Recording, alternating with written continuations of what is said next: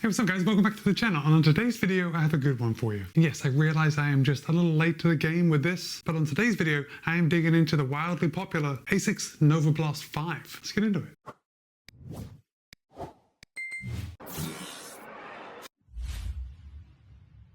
First of all, I do just want to say that this video is in collaboration with my friends over at Roadrunner Sports. Now, Roadrunner Sports was good enough to send me this pair of the NOVABLAST 5 for the purpose of review. However, they haven't told me what to say.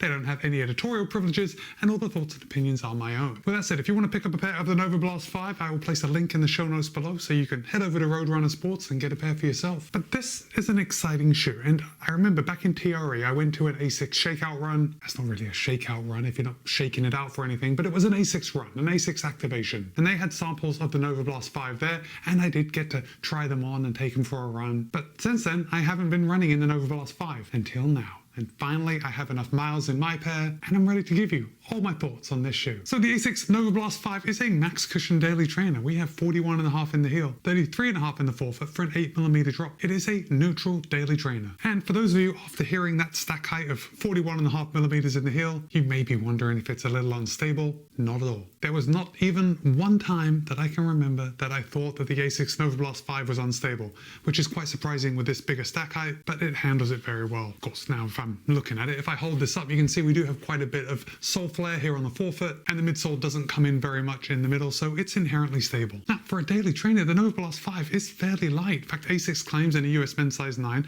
that it will tip the scale at 9 ounces even, or 255 grams. However, in my size, a US men's size 13, it tips the scale at 10.7 ounces or 303 grams. So just 3 grams over what I consider to be a light shoe. But I can tell you that those 3 grams aren't making too much of a difference as I just sit here and talk to you.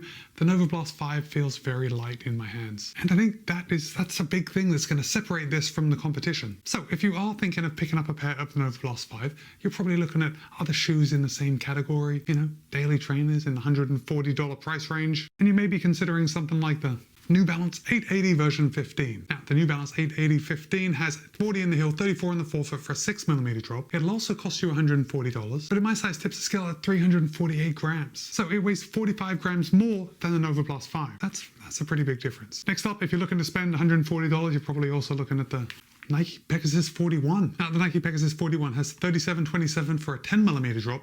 It'll also cost you $140, and in my size tips the scale at 341 grams. So still 38 grams more than the NOVABLAST 5. I think you can see where I'm going with this, right? But let's do a couple more. Next up, you're probably looking at the Hoka Clifton 10. Now the Clifton 10 has 42/34 for an 8mm drop, but the Clifton 10 will cost you $150, so it's $10 more than the NOVABLAST 5. And in my size tips the scale at 333 grams, so 30 grams heavier than the NOVABLAST 5, and $10 more. And look, there are a lot of other shoes, a lot of other daily trainers that cost, you know, in that $140 price range that we could compare it to, but there's one more shoe that I want to compare it to, and that's the Adidas Evo SL. And look, I think this is probably worth me doing a shootout between the two. And I think these are different enough for a lot of you to just roll your eyes and say, Matt, is the Evo SL really comparable to the NOVABLAST 5? But they're also similar in a lot of ways too. Now, yes, the Evo SL does cost $150, so it's $10 more expensive than the NOVABLAST 5. But it has 38.5 in the heel, 32 in the forefoot for a 6.5mm drop. And in my size tips the scale at 283 grams. So it's 20 grams lighter than the NOVABLAST 5. So 20 grams lighter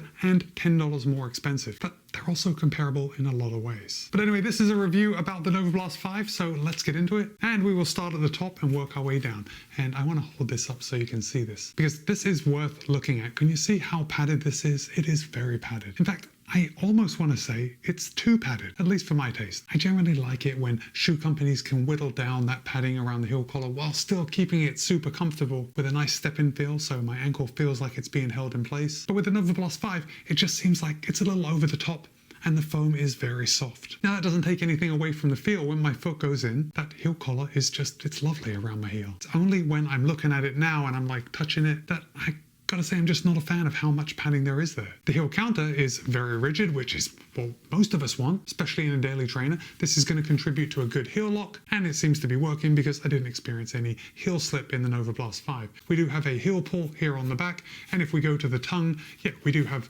kind of like a tongue pull here on the front. Yes, it doubles as a lace loop, but I would say that is there to be a tongue pull, just to help you really get your foot into that shoe. Now, remember how thick this padding was around the heel collar? Well, now let's move on to the tongue. and the tongue is not like that at all. The tongue is absolutely fantastic. It is fairly thin, not race day thin. Remember, this is a daily trainer. But it's fairly thin, like not even medium in thinness. We're talking thinner than medium in thinness. And there is, a fair amount of padding, at least enough padding to stop the laces from biting into the top of your foot. I actually had zero issues with the tongue on the NovaBlast 5, and I quite like it. I think this was a good design choice and is obviously contributing to that lower weight. I'm just wondering, like in my size though, could I get rid of like half this padding and then maybe it'll drop it into a sub 300 gram shoe in my size? Something to think about for the NovaBlast 6. Now, as far as overlays goes, yeah, there really aren't any. We can see the logo on the lateral and the medial side, and that's just sublimated. Of course, we got that underlay coming around the toe box, and we have the reinforcement coming along the upper 3 eyelet holes, with the lower 2 eyelet holes being kind of like a shock cord ghillie system. As far as fit goes, I found the NovaBlast 5 to be a fairly high volume fit. I think of myself as having a fairly low volume foot, and when I put my foot into the NovaBlast 5, it did seem like there was a lot of upper all around my foot. Now, I was able to cinch down those laces, and I got a good lace lock, but still, it just seemed like there was a lot of room for me, at least a lot of room to grow, which is a good thing if you have a higher volume foot, because I think the NovaBlast 5 is going to allow a little more room and comfort for your foot. Now, as far as the toe box goes, which I think that's where most people complain about a tighter fit, I didn't experience any issues in that area. It was overall a very comfortable fit. Now for the upper, ASICS is using a new upper. It's a new technical jacquard mesh, different from the NovaBlast 4, and it's very light and very breathable. In fact, as I hold this shoe up and I have the light on the other side of it, I can see the light shining through the upper, and yeah, it's really good. Now, I have been testing this since the weather has been getting a little warm. I've got to say I haven't had any issues with breathability. Of course, I've been sweating a lot and the shoes have been getting wet, but I can't really get away from that here in Florida. I can say that the NovaBlast 5 is very breathable, and in most of the cases, as far as the competition goes, I think it is more breathable than most of the competition. Maybe not the Evo SL. But anyway, let's come down to the midsole. And this is another big change that ASICS has made to the NovaBlast 5 over the NovaBlast 4. And whether you like it or not, ASICS is now using Flight Foam Blast Max, which is a much softer flight foam than the Flight Foam Blast Plus Eco used in the NovaBlast 4. But we'll get to that in the ride section. And if we come down to the outsole, ASICS is using their AHR Low. AHR is of course an acronym for ASICS High Abrasion Rubber. I'm going to say I really didn't experience any issues with the rubber. I am noticing a little bit of wear up here on my forefoot. Very surprisingly, I'm actually noticing no wear at all here on my heel where I usually touch down first. But also you see this rubber pattern up here on the front. ASICS is calling this a trampoline inspired outsole design, and it's there to help deliver increased bounce in every step. Now, I am at an age where I think trampolines are very dangerous, but I can tell you from first-hand experience that I didn't hurt myself bouncing along in the NovaBlast 5. Of course, that trampoline effect sounds like a lot of marketing speak, but I guess it works. But I would say that it works because of the midsole foam rather than this trampoline-inspired outsole design.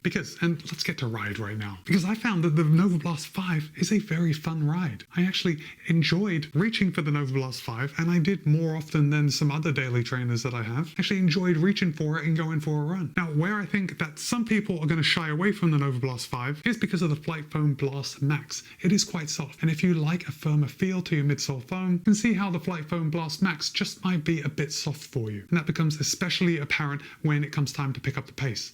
Obviously, a firmer shoe is going to feel a little more responsive underfoot. And although I didn't run in the NovaBlast 4, I have run in other ASICS shoes with the Flight Foam Blast Plus Eco, and that formulation of Flight Foam is just a little denser, a little firmer. But with that said, personally, I had no issues with the Flight Foam Blast Max. It was actually right in my wheelhouse, and I do like a softer foam. And moreover, I review shoes. I have quite a few shoes to pick from when I go out for my runs, and usually when I do workouts, I will pick a plated daily trainer or even a super shoe. And this is probably the best thing I can say about the NovaBlast 5 is that for a couple of workouts, I actually took out the NovaBlast 5 to run some long intervals and a tempo run, and it worked okay. I mean, not ideal. There are better tools out there for those kind of jobs, but it worked okay. And even when I was running fast, I mean, obviously I could have run faster if I had a different shoe on, but I was very impressed with how this shoe felt at speed. So if you were looking to pick this up, I mean, it's a very capable daily trainer. If I had to say what it's best at, I would say it's best at those daily runs at an easy pace. And because we have this mammoth 41.5mm stack in the heel, it's going to be good for long runs. There's a lot of protection underfoot. So unless you're really against a soft midsole foam, I think the ASICS NovaBlast 5 is a shoe to take a look at,